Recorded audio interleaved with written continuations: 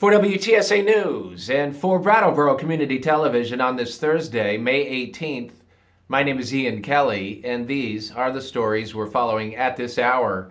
Governor Scott won't be making any decisions on individual bills until his staff reviews them.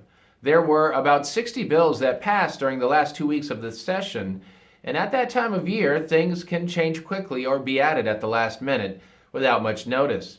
The governor says he has serious concerns about the financial impacts of what they passed, according to the governor, between a $100 million payroll tax, $20 million in DMV fees, $30 million in property tax pressure, and at least $180 million in potential clean heat mandates.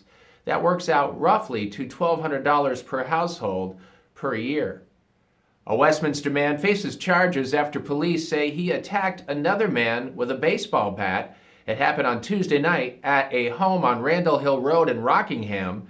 The Vermont State Police say they got a call from a woman that Troy Thibodeau, age 31, was attacking her husband with a bat.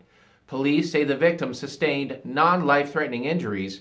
Police arrested Thibodeau and released him. He was in court on Wednesday facing charges of aggravated assault.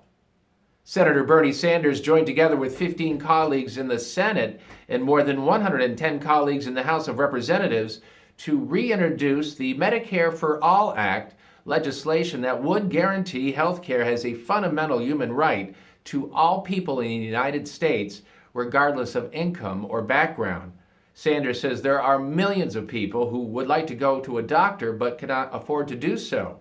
After all the lives lost during the COVID-19 pandemic, it is clear now, according to Sanders, perhaps more than it has been ever before, that we must act to end the international embarrassment of the United States being the only major country on earth to not guarantee health care to all. Again, that according to Senator Sanders.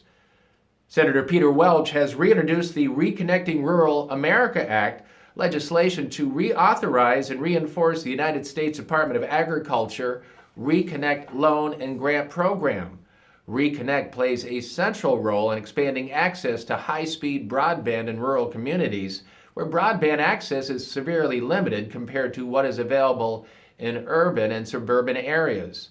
Welch says the last few years have shown all of us how important high-speed broadband is.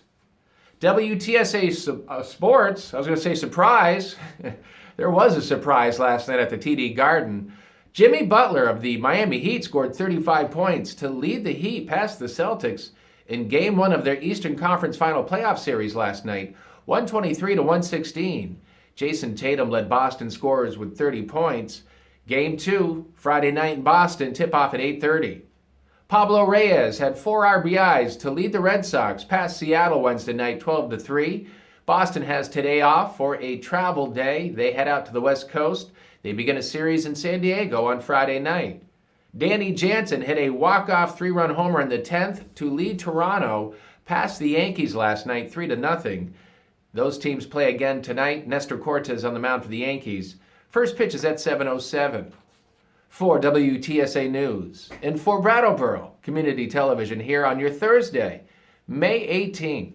Have a safe and tremendous rest of your day, everybody. My name is Ian Kelly.